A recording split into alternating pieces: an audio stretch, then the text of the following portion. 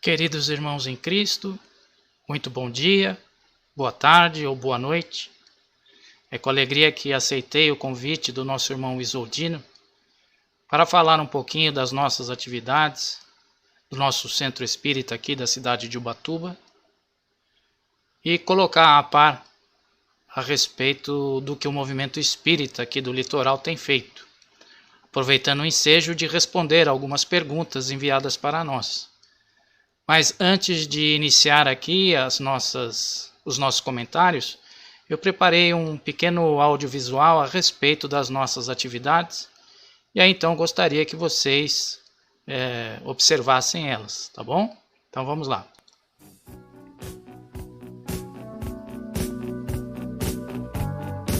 Você está na Rádio Sementes da Boa Nova, a primeira rádio espírita do litoral norte de São Paulo.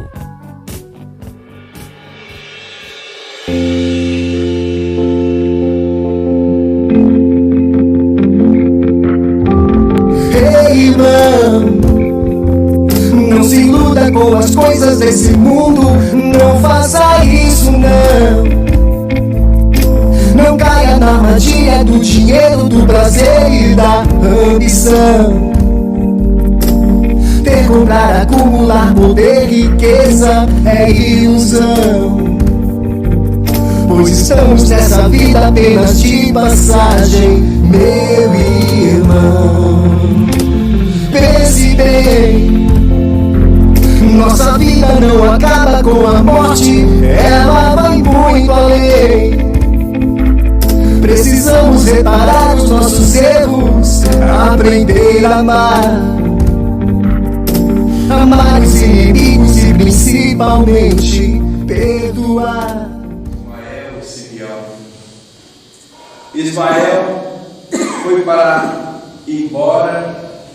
Na hora que chegou perto de Jesus, foi para despedir. Jesus disse para ele: Ismael, não vai agora. Espera um pouco, preciso de você. Como vocês devem ter reparado, o nosso irmão Isoldino já veio aqui para Ubatuba várias vezes, né? Já fizemos Feira do Livro juntos, já deu algumas palestras aqui na nossa casa. Estamos sempre, de alguma forma, aí juntos nessa lida espiritista.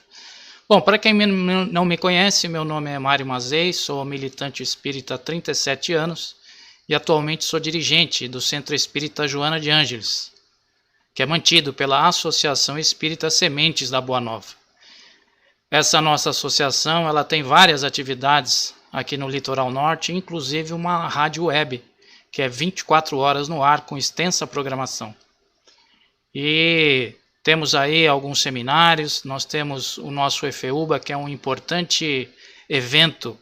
Aliás, é o maior evento do litoral norte, né, do estado de São Paulo, onde um fim de semana inteirinho, né, é reunido a família espírita com atividades para as crianças, para os adolescentes e para os adultos, contendo oficinas, palestras, workshops, teatro, cinema, enfim.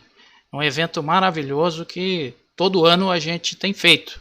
Estamos na nossa 5ª edição. Esse ano, infelizmente, nós tivemos que cancelar por causa aí dos problemas que aconteceram, não é verdade? Mas vamos então às perguntas que foram endereçadas a nós. Vamos iniciando então com essa primeira pergunta. Muitos médios de sustentação, eles pensam que por não verem, não sentirem a presença dos irmãos desencarnados, eles acham que eles não são tão importantes assim para o trabalho, né? Para muitos deles, não são todos, graças a Deus. E aí, o que acontece? Eu queria que fosse explicado aos médios de sustentação por que eles são importantes para a realização do trabalho, tanto na psicofonia, quanto na psicografia e em outros. Que apesar deles não verem, eles dão um sustento. Então, assim, que eles entendessem. Então, qual que é a explicação que essas pessoas podem ter, né, o estímulo, porque sabemos que elas são importantes, mas assim, o porquê? Então, essa questão ela é importante, né, e ela vem já de algum tempo sendo analisada aí por várias pessoas. O que nós temos para falar a respeito é o seguinte, que todas as pessoas elas têm a possibilidade de criar. Criar o quê? Criar energias em torno da sua psicosfera através do seu pensamento. Essas energias criadas, elas se tonificam com um sentimento que é dado. Então, eventualmente, aquele irmão que não tem a mediunidade ostensiva, mas que frequenta a mesa mediúnica, em vibração, em concentração, aquele ato dele estar ali, né, mentalizando, sentindo a situação presente, ele está produzindo energias. E essas energias são muito úteis por parte da espiritualidade, que as utiliza em diversas modalidades, né? Desde o auxílio aos encarnados que estão ali, para, de alguma forma, por exemplo, criar determinadas energias de ordem espirituais para auxiliar no tratamento dos perispíritos deformados, para aliviar o chamado monoideísmo, né, psíquico, quebrando determinados vínculos de ordem psíquica. Eles utilizam nos recursos e nas aparelhagens que eles utilizam para efetuar ali as curas, enfim. Então, os médiuns de sustentação, como é usualmente chamados, eles são muito importantes, porque eles produzem a base necessária para que haja a atividade de ordem, vamos dizer assim, física, se pode-se falar esse nome na espiritualidade, né? E sempre a presença deles também é levada em conta que muitos irmãos são tratados apenas sendo acoplados perispiritualmente no perispírito desses irmãos. Eles não sentem, não percebem, mas o simples fato, né, da aproximação perispiritual com eles também já é de grande valia. Então, os médios, né, de sustentação ou vibração, como alguns falam também, são muito importantes, porque os recursos, né, energéticos que deles emanam são utilizados de uma forma, às vezes, inimaginável por nós. Então, todos os médiuns sentados na mesa, sejam eles ostensivos ou apenas os chamados de sustentação, são importantíssimos. Agora vamos para a nossa segunda pergunta. Bom, a mediunidade de cura pode ser desenvolvida ou o médium já tem este dom? Então, segundo o que nós aprendemos, né, no livro dos médiuns, e em especial uma das passagens que o espírito Erasto nos fala, e que, diga-se de passagem, é o espírito mais douto, né, da codificação, é sempre as mensagens que ele nos traz, tem um cunho científico, um cunho mais de ordem de exatas, né? Então ele nos diz o seguinte, que o médium, ele ao nascer, ele já traz consigo, principalmente no seu sistema nervoso, uma espécie de elemento que é acessado pela espiritualidade, de forma que ele possa exalar, né, o chamado ectoplasma, e também ser acessado mais intimamente em seus centros de força para que os espíritos, de alguma forma, consigam, com mais intensidade, se manifestar e intervir no mundo material. Portanto, a mediunidade em si, ela está na nossa fisiologia, né? Kardec nos fala que todos nós somos médiuns. Isso está bem claro, né? Se a gente for observar bem, no capítulo 14, quando ele fala dos médiuns, que diz que toda pessoa que sente a influência dos espíritos em qualquer grau e intensidade é médium. Só que nós podemos chamar de ostensivo aqueles que apresentam as manifestações mais contundentes. Mas as mediunidades, elas têm especialidades, né? E essas especialidades, elas estão intrinsecamente ligadas com a fisiologia da pessoa. Então, quando estamos lá no plano espiritual e realizamos o nosso chamado projeto reencarnatório, já está previsto que tipo de mediunidade que eu serei portador. Portanto, se não há previsibilidade na sua fisiologia a cura, não há como se desenvolver, né? O desenvolvimento só acontece quando há o germen dessa faculdade no nosso perispírito. Então, cada um nasce com um grau, né, de acessibilidade diferenciado conforme o seu projeto reencarnatório. E, evidentemente, aquele que não tem esta ou aquela mediunidade, ele não conseguirá desenvolver, né?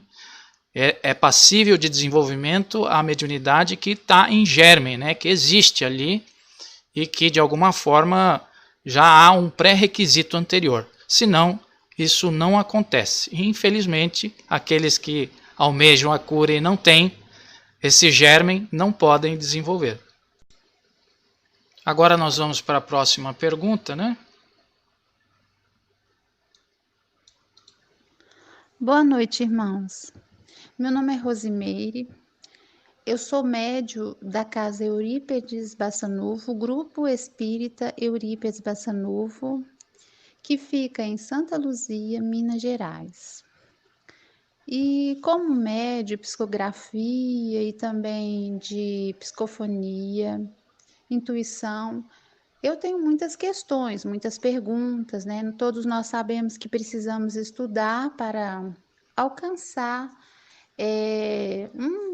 um bom trabalho, para poder ser útil para a espiritualidade e, ao mesmo tempo, para poder nos libertar, né, dos nossos débitos do passado, para a gente poder se tornar uma pessoa feliz, né, com menos débito e mais tranquila, porque o médium ele precisa trabalhar. Então, uma das minhas perguntas, a primeira, é o seguinte: eu queria saber, né, por que a espiritualidade, tendo todos os recursos, ela precisa do médium de psicofonia, do trabalho de uma reunião mediúnica para ajudar um irmão sofredor. Por que eles precisam, né? O que faz, como que o médium de psicofonia, como que uma comunicação ele pode ajudar o irmão sofredor, um irmão rebelde? E uma outra pergunta também em relação à psicofonia que eu tenho é: qual a responsabilidade do médium durante a sua comunicação? Quando o irmão, um espírito sofredor, muito nervoso chega, ele precisa conter, né, toda aquela bravura, ele precisa ser mais calmo. E é isso, qual é a forma, qual a responsabilidade do médium? Então, Rosimeire, respondendo à sua primeira pergunta, né, você mesmo praticamente deu a resposta durante a pergunta, quando você fala em irmãos sofredores, né? O termo sofredor significa que ele carrega consigo ainda mazelas de todas as ordens, mas principalmente devido à sua inferioridade. Quando falamos em inferioridade, nós estamos se referindo ainda àqueles irmãos ainda portadores de matéria. Como assim portadores de matéria?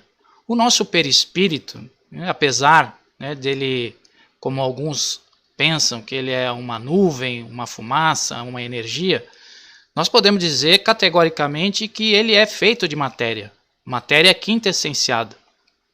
E quanto mais inferior é o espírito, mais sofredor ele é e, consequentemente, mais material é o seu perispírito.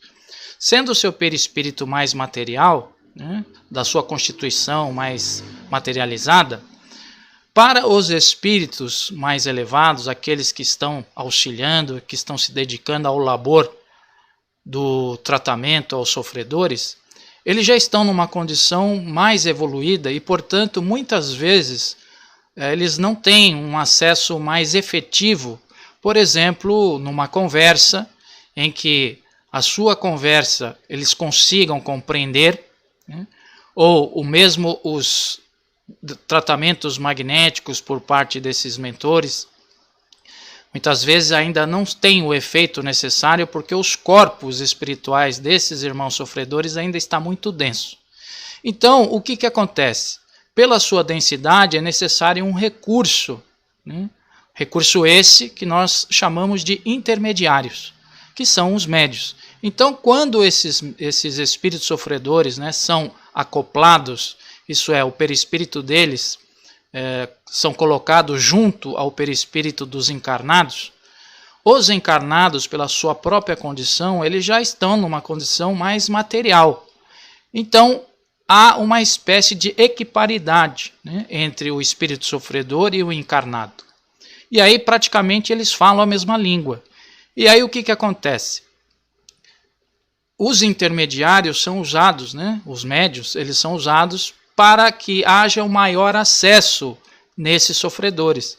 E aí, quando, por exemplo, um doutrinador ou dialogador, como se fala, conversa, né, através de um médium incorporado, né, as palavras que saem da boca do médium encarnado, no caso o doutrinador, que na maioria das vezes é intuído pelo dirigente do trabalho, essa palavra, né, ela entra no ouvido do médium, automaticamente perpassa pelo perispírito e reverbera no perispírito do desencarnado sofredor, que consegue sentir e escutar, porque estão praticamente na mesma sintonia. Então, esse elo de ligação, essa ponte, é fundamental neste momento. Além disso, há o que nós chamamos de choque anímico, né, que seria, vamos dizer assim, essa troca de fluidos bons, sãos, por parte dos médiuns, com os fluidos em desarmonia, em desalinho, por parte dos espíritos sofredores. É uma troca onde o mais forte, no sentido do mais potente, né, neutraliza o menos potente, o desequilibrado. Então, o que acontece? Quando há o fenômeno da incorporação, ou apenas a aproximação perispiritual, é uma espécie de tratamento, né? E que depois que o espírito recebe esse tratamento, ele quase que volta a um equilíbrio que antes ele não conseguia.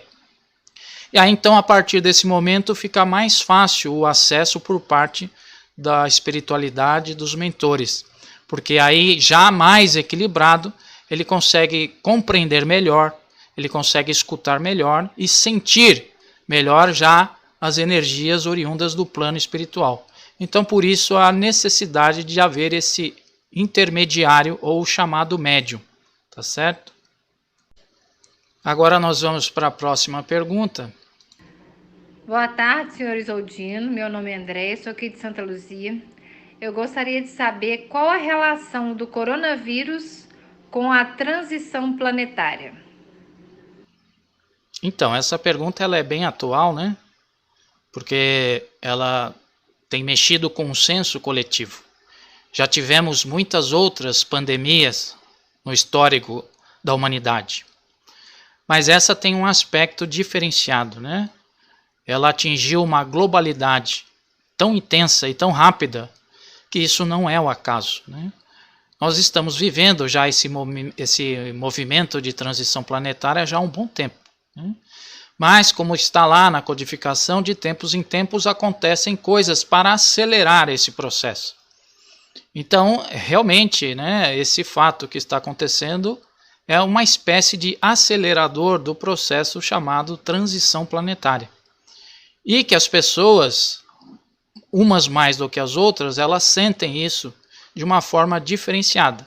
Há aqueles que ignoram o fato, né, que não estão nem aí, e que de alguma forma se aproveitam dessa situação para colocar em prática aquilo que há ainda em seus corações de forma temerária e horrível, né?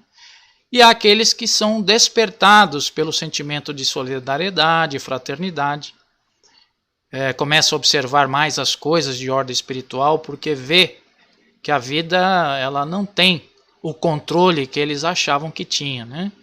Então, obviamente, isso que está a acontecer tem sim relação com esse momento importante, né, que a humanidade está vivendo, da chamada transição planetária, e que despertará nova forma de encarar as coisas quando as pessoas, de forma mais coletiva, conseguirem observar como um todo.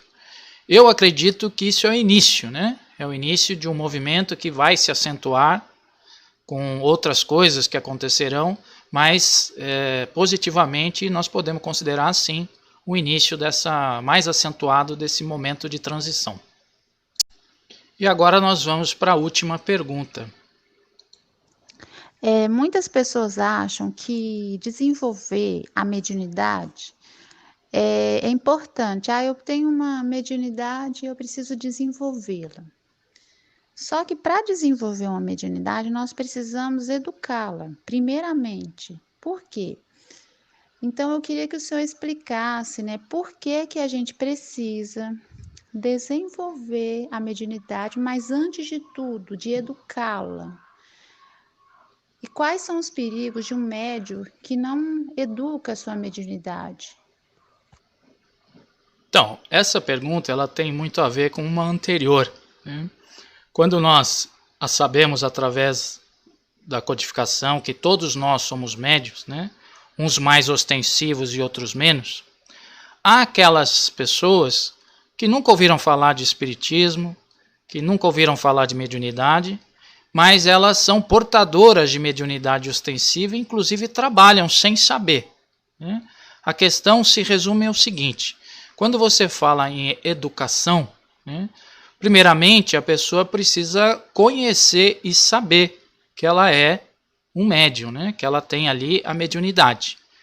O conhecimento já é o início do processo educativo, né, porque aqueles que não conhecem jamais vão, em algum momento das suas vidas, pensar em educar ou mesmo identificar, não é verdade? Então, quando a gente toma ciência, né, do processo e a gente começa, a partir desse momento da consciência, vigiar e educar os nossos pensamentos, a gente já está começando o chamado processo educativo. O médium, antes de mais nada, ele tem que ter o conhecimento da sua condição, né? A partir do momento que ele tem esse conhecimento, ele começa um processo que vai desde a leitura, né? E essa leitura é necessária a assimilação e depois a prática. Isso, eventualmente, vai dando para ele o quê? A experiência. E no decorrer da experiência, ele vai começando um processo de educação. O médium, fundamentalmente, é um educador, né? Então, quando você comentou aí na mesa mediúnica, né? Quando alguém chega de alguma forma violenta ou falando palavrão, o médium tem a obrigação de educar esse irmão deseducado. Então, quando o espírito tenta gritar, ou tenta xingar, ou tenta bater na mesa, ou tenta uma atitude violenta, o médium não permite que isso aconteça, e não permitindo que isso aconteça, isso já é um choque, né? Um choque pedagógico para o espírito, porque ele já percebe ali que ele não pode tudo, né? Que ele está ali sendo sofreado e que a sua vontade não é soberana nesse momento. Então esse já é um processo educativo. Então o médium ele tem a obrigação de educar-se, e essa educação inicia-se com a leitura, com o aprofundamento, né? A percepção dos seus sentimentos. Por exemplo, você entra num bar e de repente você sente um ambiente um pouco pesado, você sente uma energia meio ruim. Automaticamente, ao sentir, você entra em oração. Entrando em oração, você já sente uma melhoria e como se colocasse em torno de ti uma espécie de escudo. Veja, isso é educação. É perceber e automaticamente agir, né? Então, na medida que a gente vai conhecendo melhor a nossa mediunidade, e isso vem ao longo da experiência, nós vamos aprendendo a nos educar, né? O médium educado, podemos resumir no médium equilibrado, né? A palavra equilíbrio, ela só vem diante da educação. Então, é fundamental que o médium vá, de acordo com as experiências que a vida vai lhe propondo, percebendo essas experiências e colocando elas ao seu benefício próprio. E aí, então, isso nós chamamos de educação.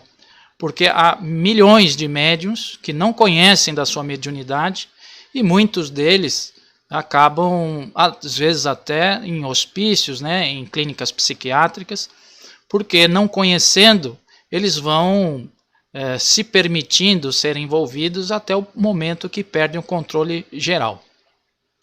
Bom, essas foram as perguntas, né? Eu agradeço imensamente aí pelo convite, pelo nosso irmão Isoldino. Vocês devem ter visto lá no fim do filminho. Nós temos já 2 livros publicados, inclusive um deles já está ali na editora Chico Xavier. Nós temos mais 5 livros para serem editados e vamos fazendo esse trabalho de formiguinha. Quem quiser adquirir esse livro é só falar aí com a editora Chico Xavier ou entrar no nosso site que está embaixo aí nas legendas, tá? Agradeço imensamente esse convite, que o Isoldino leve em frente aí esse projeto maravilhoso que ele iniciou e pode sempre contar conosco. E quando terminar todo esse processo aí que está ocorrendo, o nosso irmão Isoldino está mais uma vez convidado para retornar à nossa casa para realizar aí a palestra, tá bom? Um abraço, fiquem todos com Deus, que Deus abençoe a todos, que assim seja, graças a Deus.